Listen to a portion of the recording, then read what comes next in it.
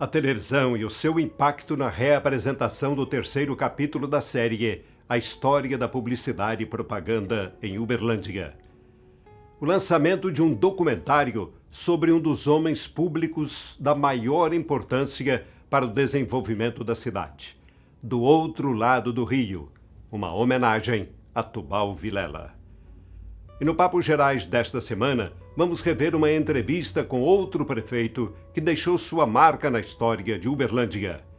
Mais história, memória e cultura de nossa cidade. Não saia daí. Uberlândia de ontem e sempre está só começando.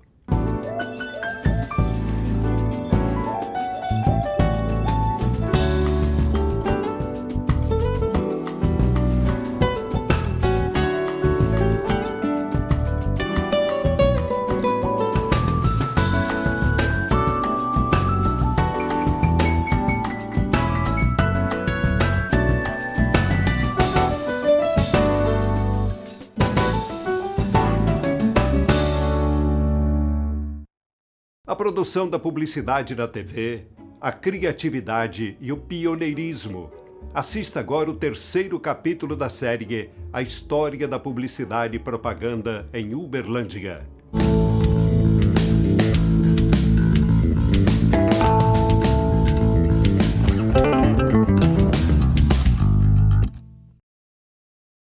A criatividade que antes ficava só na imaginação ganha imagens, movimentos e mais adiante cores. Com o colorido vieram também uma infinidade de recursos que potencializaram a produção da publicidade e propaganda. Em Uberlândia não foi diferente.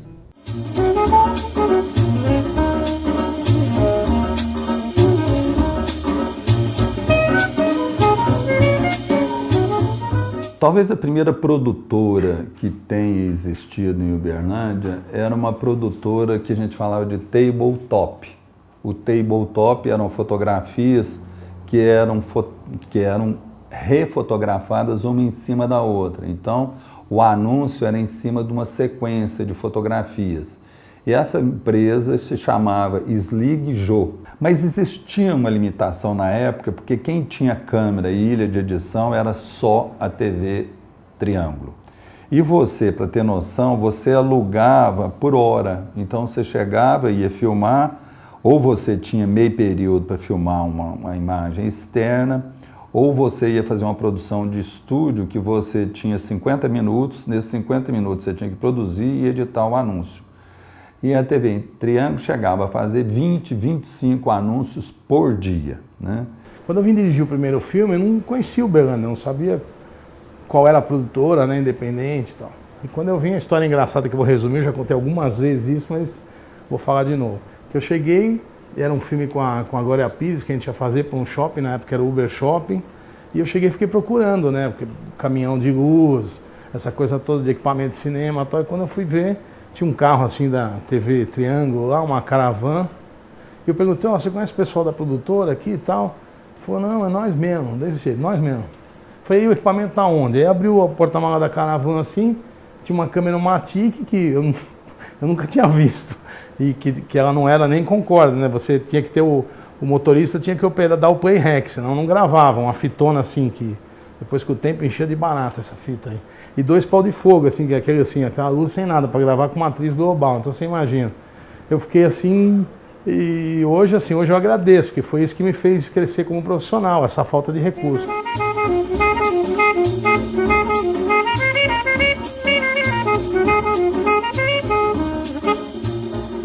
Aqui qualquer comercial que era feito em slide.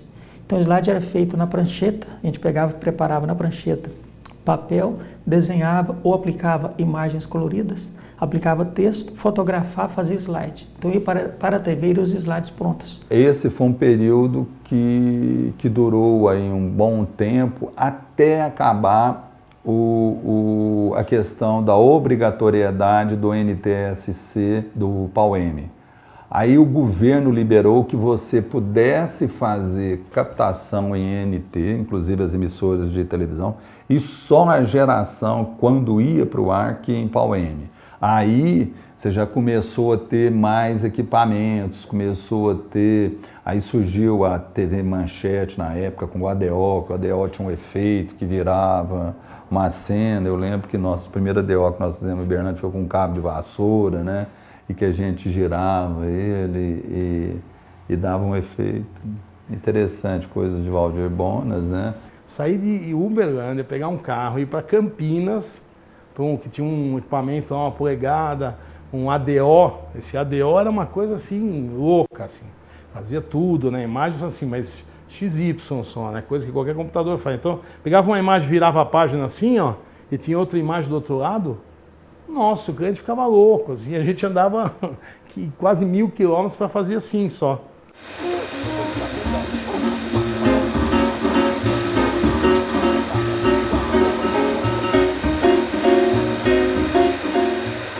Eu comecei a vivenciar e a conviver com a comunicação, que era aquele tempo que saía do nome reclame. Então, o hábito daquela época era falar, eu vou fazer um reclame. Então, isso aí passou, era a transição do reclame para a propaganda, para a comunicação. E uma das grandes experiências, dentre as que eu passei, foi no varejo, que era o grande articulador e o fomentador da TV, que começou aqui em Uberlândia nos anos 60, no final do ano 60. Antigamente, para gravar um comercial de varejo, um comercial de imóveis, por exemplo, era gravado ao vivo, né? É tudo no cenário normal. Então, na hora de gravar, abrir uma gaveta, por exemplo, se ela emperrava, gravava ela emperrada, então era complicado. Hoje não, você tem tudo em computação, que é bem feito. Os móveis hoje são todos feitos, trabalhados em 3D, a maioria deles em computação, em imagens que já vem prontas até do fabricante, né, da indústria. Então trabalha com qualidade muito melhor. Mas naquele tempo não, você puxava, já chegou caso no passado, até interessante, na hora de gravar um guarda-roupa, na hora de puxar uma gaveta, ele chegou a cair próximo do apresentador, porque ele estava gravando, era ao vivo aquilo lá, não tinha como, né, não tinha como cortar, não tinha esse recurso técnico. Tive a oportunidade de participar de gravação de comercial com Pelé, com Lima Duarte, com o Agildo Ribeiro, com Chico Anísio. Eu gravei 32 comerciais no Rio, no Jardim Botânico, onde era a antiga produção da Globo. Nós íamos para lá toda terça-feira, aproveitávamos o cenário do Chico City, que era o programa dele, e a agência criou cada comercial característico com os personagens dele. Carlos Saraiva, Gastão, comercial 1. Ai, olha só o que o seu Gastão comprou, enceradeira, liquidificador, batedeira e tudo da melhor marca, da Arno. Aí, hein, Gastão? Fazendo compras, né? Por quê? Por quê? Todos dizem que você é famoso porque não gasta. Não, não é isso. É que eu sou controlado. Eu sou controlado. Mas nem eu resisti às ofertas de Carlos Saraiva. Imagina, nem eu. Compre você também em Carlos Saraiva. Francamente, você gasta muito pouco.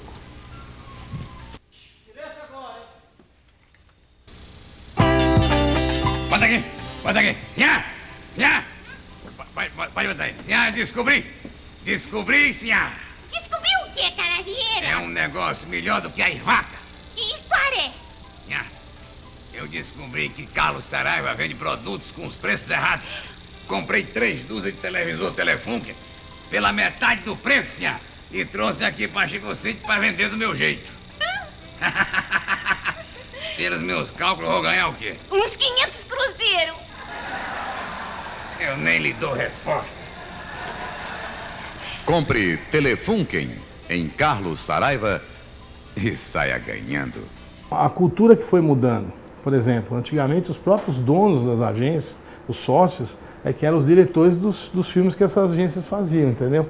Então, a partir do momento que eles trouxeram um diretor de fora, a gente começou a ver a preocupação de ter um produtor, eu trazia um diretor de fotografia de fora, quer dizer, as profissões dentro da publicidade, do filme publicitário, foram se formando ali, né? Foi uma fase assim, esse boom mesmo, anos 90, foi o boom que Uberlândia, a gente via nos festivais, por exemplo, de Ribeirão, eu cheguei a ganhar Galo de Ouro, Prata, Bronze, Grand Prix, 3 anos seguidos, deles chegarem para nós e falaram, pô, vocês podiam não vir no próximo festival. Então a gente, Uberlândia cresceu.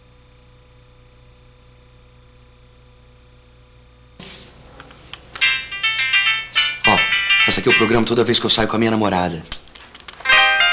Essa eu peguei na internet, só toca no domingo. Essa é pro futebol.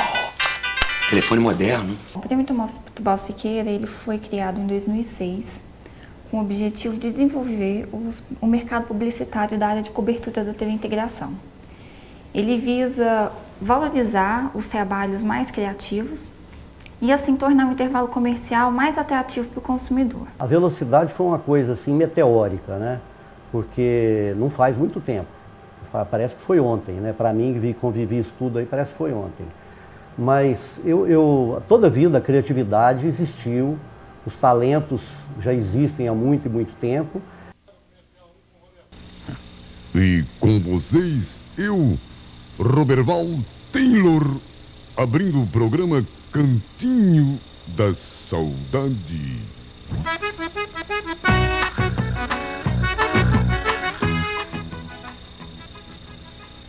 Quem não aproveitar agora terá saudade dos preços de Carlos Saraiva. Carlos Saraiva vende a preços que deixarão saudades. Do outro lado do rio, na década de 30, em Uberlândia, se via apenas mato e fazendas.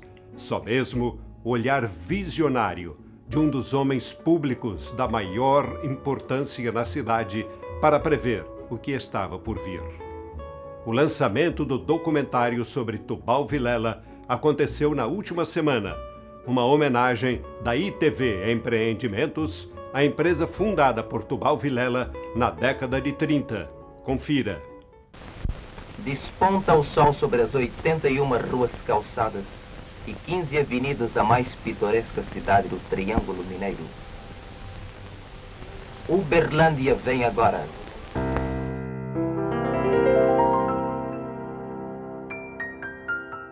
A presença do Tubal Vilela foi muito importante. Na década de 30, fim da década de 30, ele organizou então o comércio de imóveis em Uberlândia.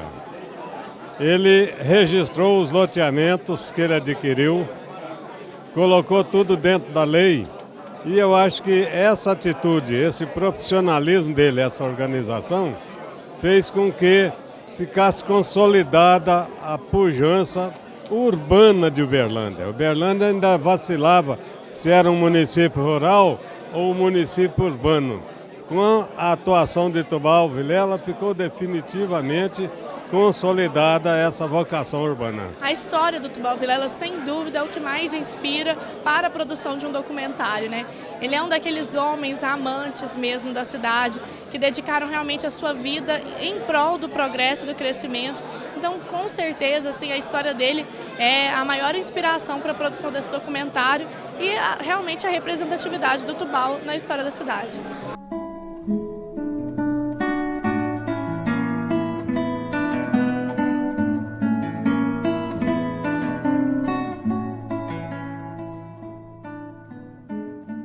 Isso mostra para o setor a capacidade que essa pessoa individualmente conseguiu trazer para a nossa cidade e uma visão que poucas pessoas tiveram. Então isso para nós é importante como conhecimento e como repercussão para o setor da construção civil. Resgata a história de Uberlândia, resgata aquilo que ele representou para o progresso da cidade. Se hoje Uberlândia é reconhecido nacionalmente pelo seu tratamento, por exemplo, de água, esgoto, isso começou lá atrás com Tubal Vilela, quando ele fez o empréstimo junto ao governo de Minas, seu amigo Juscelino, e teve uma visão lá na frente, uma visão de progresso para a cidade, pensando Uberlândia que seria hoje. Essa metrópole que hoje significa desenvolvimento para toda a região. A gente percebe que essa filosofia que o Dr. Tubal Vilela deu para a imobiliária, ela conseguiu disseminar e continuar na nova gestão da imobiliária também.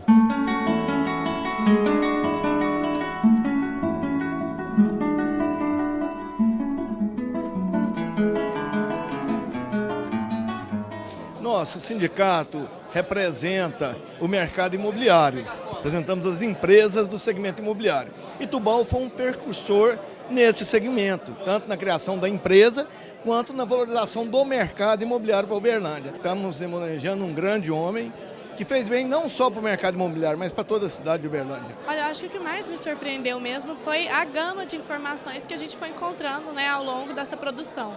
No começo a gente ia fazer um vídeo simples, né? Na verdade eram 4 VTs, bem rápidos. Só que à medida em que a pesquisa foi evoluindo, a gente viu que era muito material para pouco vídeo. Então a gente resolveu fazer um documentário, né? A ITV resolveu comemorar o seu aniversário e trazer um almanaque e um documentário especial sobre o Tubal Vilela.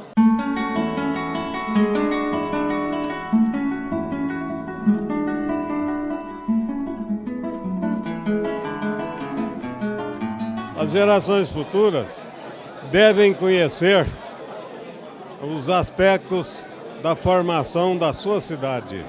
Uberlândia é uma cidade que tem uma predominância hoje de população jovem, estudantes, e há uma tendência de pensar que as coisas foram feitas com certa facilidade.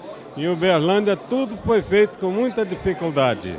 E esse estudo, essa valorização dessas pessoas aí, induz a algumas reflexões importantes, em que as pessoas sentem a necessidade de se aparelharem para continuar um trabalho do tipo desses que nós estamos vendo aqui do Tubal Vilela.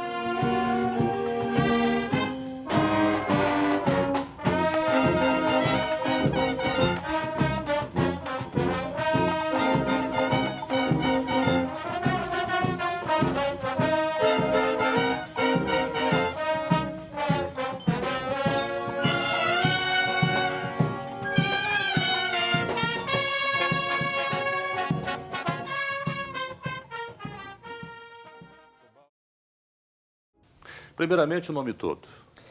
Paulo Ferola da Silva. Quantos anos, Paulo? 61 anos. Incompletos. Incompletos. Nasci a 13 de dezembro de 1931. Como que o Paulo Ferola define o Paulo Ferola? Me defino como uma pessoa sem diferenças grandes de outras pessoas. Não tem nada a mais o Paulo Ferola. Pessoa simples, deu um pouco retraída, deu um bom amigo, um bom filho, um bom pai, pessoa sempre solidária, não apenas com a família, mas com todos. Como empresário, sempre fui um bom patrão, procurando estar sempre próximo àqueles que trabalham e colaboram comigo, procurando escutar os seus anseios e me dispor a atendê-los naquilo que for possível. Dou um grande valor à amizade. Na minha vida toda, eu sempre tive uma demonstração indiscutível da importância da amizade.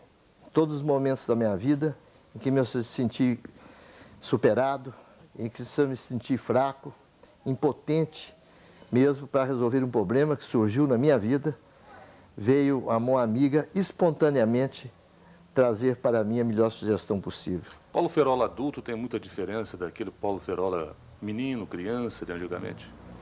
Apenas mais experiente e mais maduro. Como é que foi a infância Minha mãe do Paulo? costuma dizer que hoje eu sou o mesmo menino de 9 anos atrás, de 9 anos de idade, quando eu já estava assumindo responsabilidade. Isso na cidade de Ipameri, Goiás, onde meu pai era bancário, eu estudando num colégio de freiras naquela época, eu já saía com 9 anos no comércio de Ipameri para fazer compra para as freiras. Minha mãe dizia que com aquela tenra idade eu já estava assumindo responsabilidades. Ela acredita que hoje eu sou o mesmo Paulo Ferola daquela época. Você considera que o Paulo teve uma infância saudável, ativa? Foi criança ou não? Fui bastante criança. Tive uma infância bastante feliz, brincando como toda criança, com muita liberdade. Fiz as minhas artes e recebi naturalmente os castigos que eram normais naquele período para as crianças que eram arteiras. Eu não fui muito, mas fui uma criança normal, como eu qualifico uma pessoa absolutamente normal, sem nada destacar, nem para melhor, nem para pior, uma pessoa absolutamente normal. Quando se fala em Paulo Ferola, se liga ao homem do campo, as ligações com o meio ruralista, por tantas diretorias que passaram também, você participando do Sindicato Rural. E quando se fala em Paulo Ferola, existe uma ligação com o prefeito Virgílio Galassi. Há quem diga até que o Paulo não é político, é mais administrador até que o próprio prefeito. Existe correlação realmente nisso? Existe bastante correlação, não tem dúvida alguma. Eu sou companheiro de Virgílio Galassi, amigo mesmo, desde 1944, quando nós passamos a nos conhecer. Eu frequentava a sua casa, a casa de seus pais, onde a sua irmã, a Dora, ela era minha professora. Eu fazia o curso ginasial e tinha muita dificuldade naquela época em línguas, que era francês e latim. E a Doris era excelente aluna, muito adiantada, muito culta. Ela já tinha feito, naquela época, o 5º ano. E ela se dispôs, por amizade que tinha entre as nossas famílias, a me dar algumas aulas particulares. Então, quando eu ia receber as aulas particulares, na casa dos pais do Virgílio. Lá, nós travamos conhecimento. O Paulo Ferola, cidadão, tem uma preferência por leitura? Tenho. Nós temos até nisso, eu e o Virgílio temos identidade. Há pouco tempo, eu lendo por acaso uma revista onde ele deu uma entrevista, ele disse que gostávamos das leituras de ficção. Eu também gosto da mesma maneira. Ficção. É ficção. O Paulo Ferola tem um sonho? Tenho um sonho de continuar vivendo a minha vida com os meus amigos, entendeu?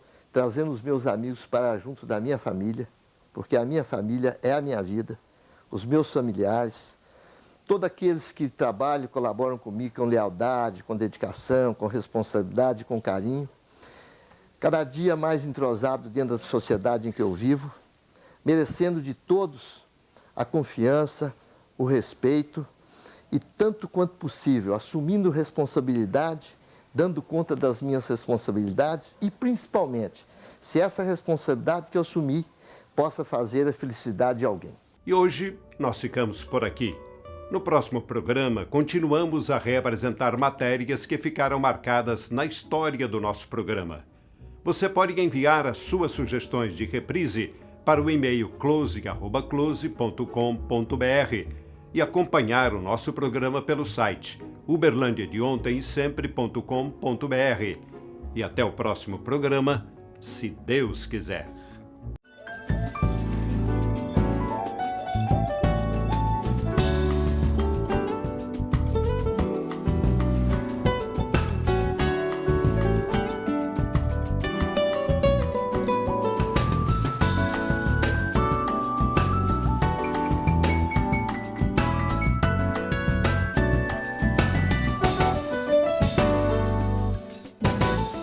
Patrocínio Algar. Gente servindo gente.